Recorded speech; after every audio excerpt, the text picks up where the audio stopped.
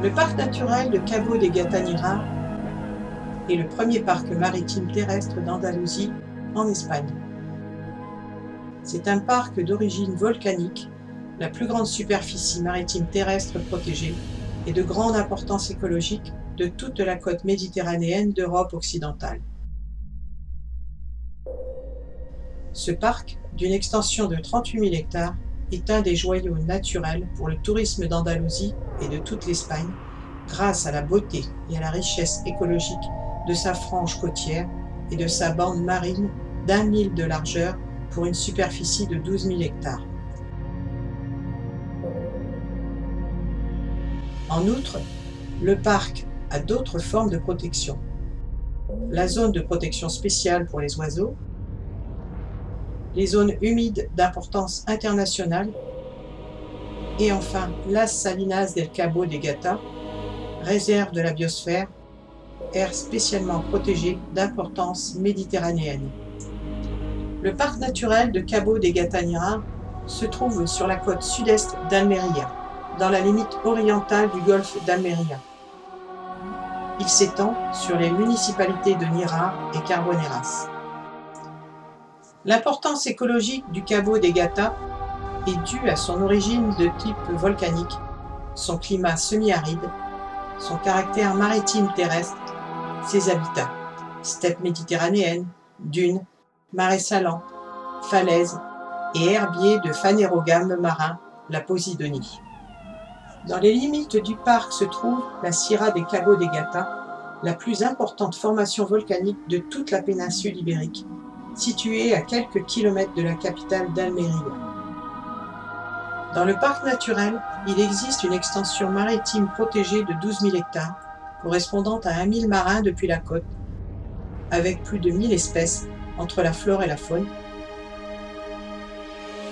qui font qu'ensemble, étant donné les aspects géologiques de volcanisme décrits, on peut parler d'un biotope marin de premier ordre. Les falaises, qui représentent le plus grand pourcentage de la côte de Nera, ont une suite variée sous l'eau, avec une affluence de grottes, entre parois, blocs et affleurements magmatiques typiques des gènes volcaniques et érosion marine, qui sont la cause d'un des fonds marins des plus beaux et mieux conservés de la Méditerranée.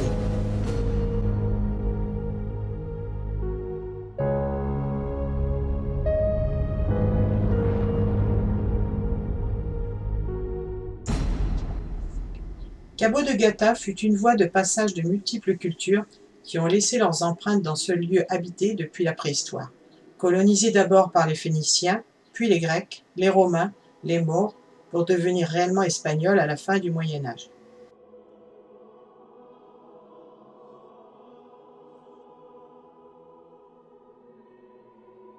Carboneras est une localité de la province d'Almeria en Andalousie. En 2005, elle comptait 7 267 habitants. C'est ici qu'un homme s'est battu seul pour mettre en réserve naturelle un espace sous-marin remarquable, en proie à la dégradation de la surpêche. Cet homme, c'est Emilio Rios, un plongeur professionnel qui a su développer ici un écotourisme de qualité. Je m'appelle Emilio Rios, je suis de Madrid, j'habite à Carboneras, parc naturel Cabo de Gata. Dans cette ville, il y a une île, l'île Saint-Andrés. Aujourd'hui, c'est protégé, mais quand j'arrive, il n'y a pas de protection. En 1997, on voit un concluant, un octopus, et c'est merveilleux. Aujourd'hui, l'île s'est protégée en 2004, et aujourd'hui, c'est un spectacle. Il y a beaucoup de poissons. La protection c'est effective parce que l'île c'est à côté de la ville et c'est facile faire la protection. C'est comme le reste des parcs naturels, c'est volcanique. Il y a beaucoup de rocs, de cavernes. Il y a c'est merveilleux les formations.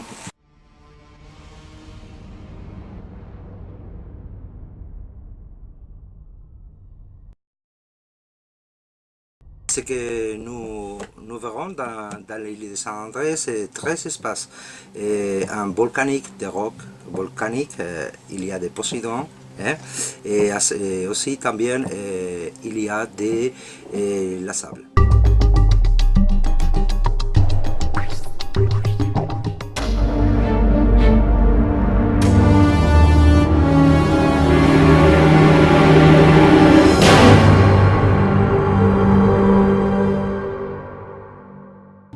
Une des grandes richesses naturelles du Cabo de Gata est sous la mer. Les fonds marins du parc sont formés de prairies de posidonie océanique. Dans ces nappes sous-marines vertes se trouvent les aliments et le refuge de nombreuses espèces de mollusques, crustacés et poissons.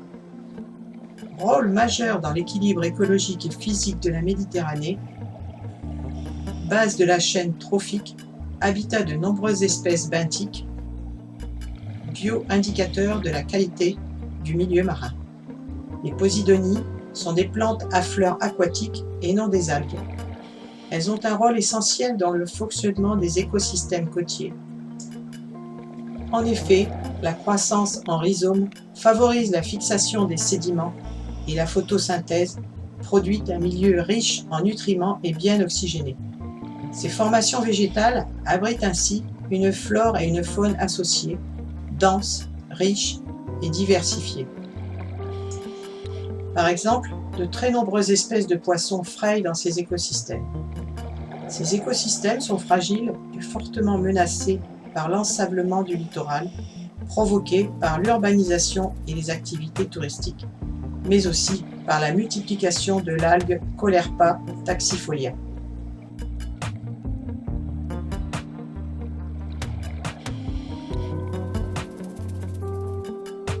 La faune associée aux herbiers de Posidonie est constituée d'animaux sessiles qui vivent sur le substrat de feuilles et rhizomes et d'animaux vagiles capables de bouger à l'intérieur de l'herbier. Parmi les mollusques, on trouve Pinna nobilis, bivalve la plus grande de Méditerranée, vivant presque exclusivement dans les herbiers. Elle est menacée d'extinction causée par la pollution et le grand intérêt porté sur cette espèce par les collectionneurs.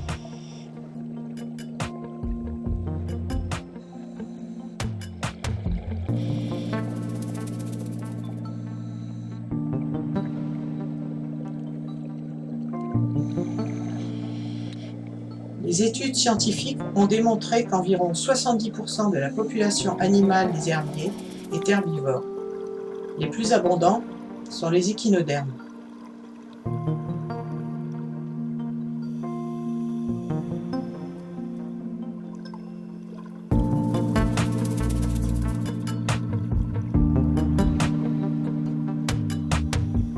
Les carnivores sont à leur tour représentés par des poissons, mollusques, annélides, polychètes et crustacés décapodes.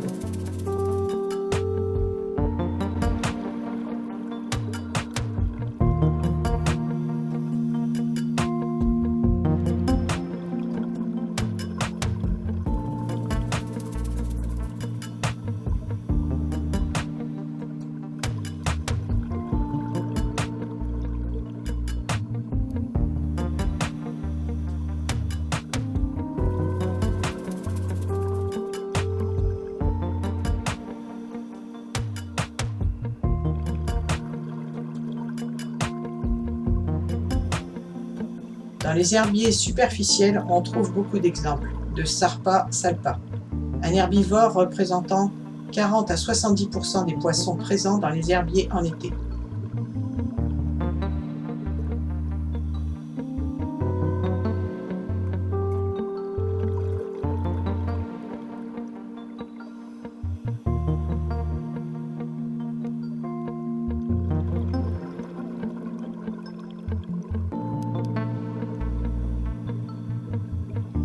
Les poissons sont, quant à eux, représentés par les labridés et sparidés, presque tous carnivores. On trouve peu de grands poissons et pendant l'année, on assiste à des variations dans l'abondance de ceux-ci, dues aux migrations et l'ajout d'individus d'autres régions.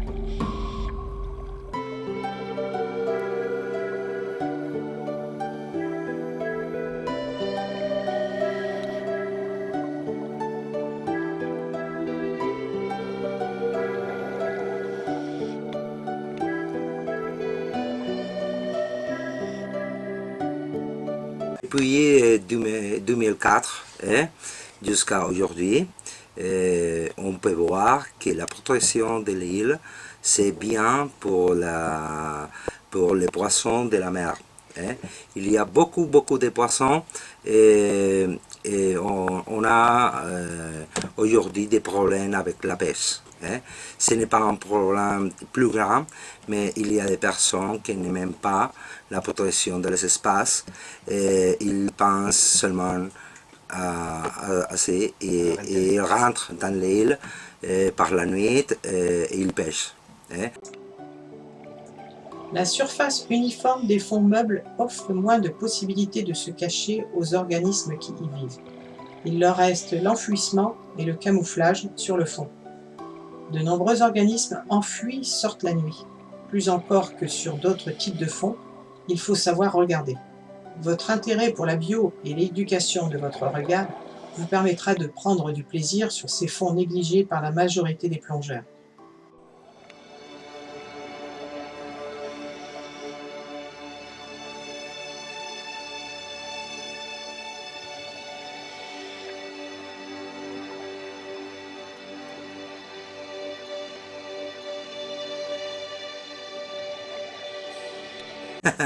Il y a une immersion que c'est emblématique de ce son que s'appelle les cratères.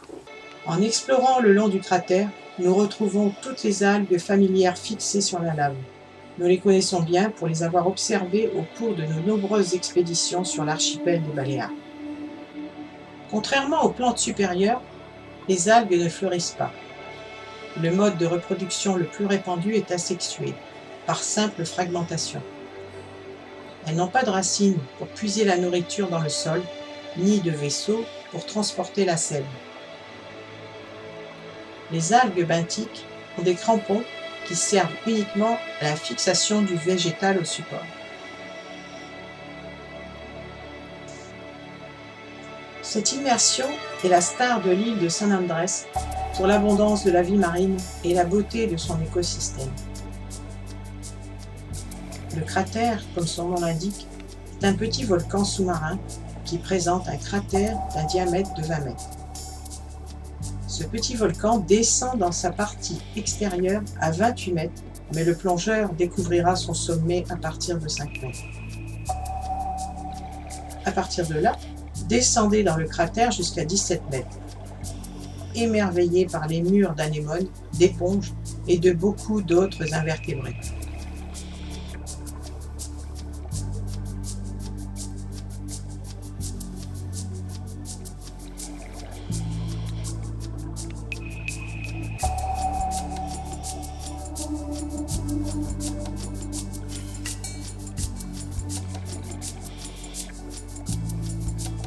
La roche constitue un paysage d'une grande richesse où il existe une très forte compétition pour l'espace. Deux faces s'opposent. Une zone éclairée où les algues se développent préférentiellement. Une zone ombragée où les animaux fixés dominent.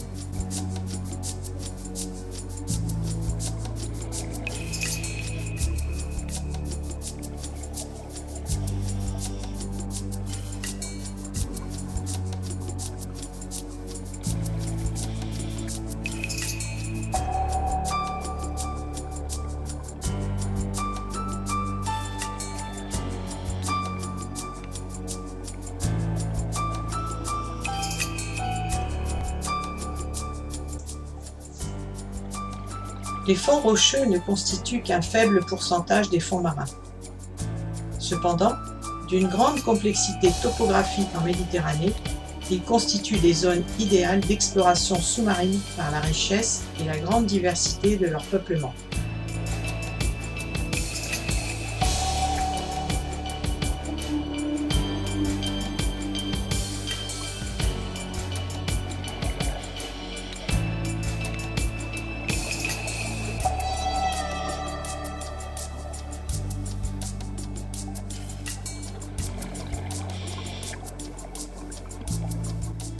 Au sein de la classe des gastéropodes, on trouve les limaces de mer, aux pistobranches. La plupart des limaces de mer sont toxiques et avertissent leurs prédateurs en arborant des couleurs vives et ou très contrastées. Les céphalopodes sont extrêmement différents des autres mollusques. Leur organisation atteint la complexité des vertébrés. Ils ont un véritable cerveau et des yeux à lentilles. Pourtant, ils ne distinguent pas les couleurs. Certains animaux se nourrissent de certaines plantes ou d'autres animaux, et la présence des seconds indique alors souvent la possibilité de voir les premiers.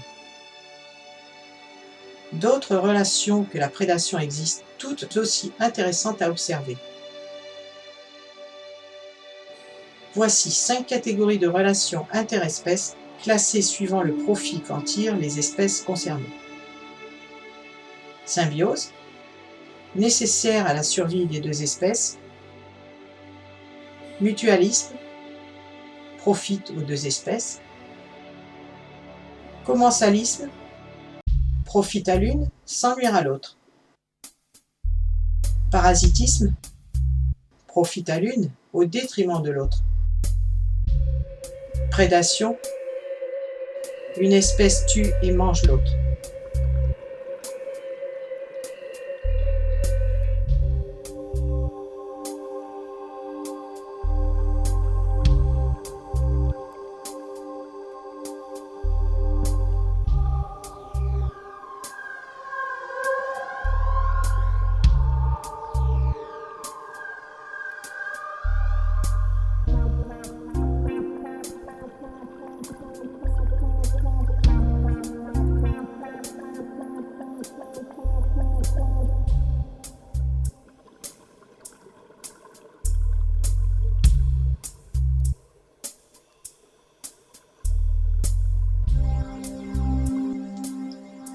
Les vertébrés, poissons, reptiles et cétacés, sont les premiers à éveiller notre intérêt parce qu'ils bougent. Nous appartenons nous aussi à l'embranchement des vertébrés. Nous avons en commun une colonne vertébrale. Contrairement aux oiseaux, reptiles, mammifères, les poissons continuent de grandir toute leur vie. Ils grandissent plus vite les premières années. La croissance est en fonction de la quantité de nourriture prise. Elle est plus importante pendant l'été où les poissons se nourrissent abondamment. Souvent, la croissance et l'alimentation diminuent pendant la période de reproduction. Les animaux vivant sur ou à proximité du fond sont dits benthiques, comme la murène, les gobies, les éponges ou les mérous. Les animaux se déplaçant librement, généralement sans notion de territoire, sont dits pélagiques, comme les thons, dorades, requins ou méduses.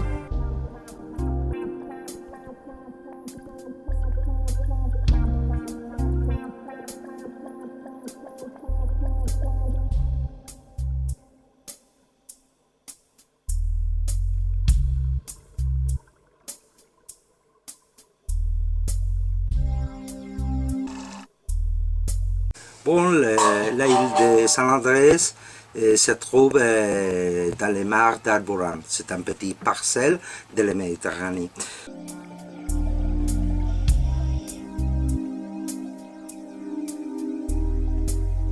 De nuit, vous pouvez voir des animaux invisibles le jour, comme le phosphoplancton, qui a la propriété d'émettre de la lumière lorsqu'il est dérangé. Éteignez votre lumière, agitez les bras près de la surface et vous verrez plein de petites lucioles vertes dans l'eau. La plongée de nuit peut être un peu frustrante. On peut avoir l'impression qu'il y a moins de choses à voir. Outre le spectacle des poissons endormis, il se passe plein de choses pour celui qui sait où regarder. Comme vous le voyez, plusieurs de ces animaux apparaissent dans des zones habituellement négligées par les plongeurs diurnes, en pleine eau ou sur fond sableux.